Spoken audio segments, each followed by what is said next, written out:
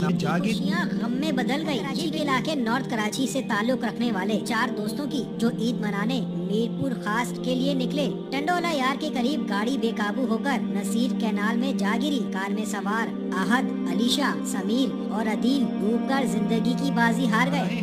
ज़्यादा उम्र भी नहीं है, कोई 18 साल, कोई 19 साल, 21 साल, 22 साल, और माशाल्लाह से छोटे से बड़े हमारे सामने हो गए हैं ये।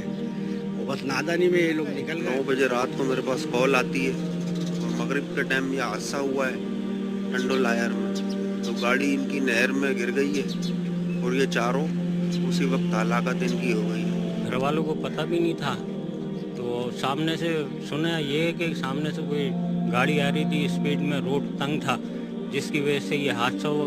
खाना कहते हैं बच्चे बिना बताए अचानक ईद मनाने शहर से बाहर चले गए। हैदराबाद पहुंचकर वीडियो भेजी तो मालूम चला कि वो मीरपुर खास जा रहे नादानी में हैं। ये लोग निकल गए दूर।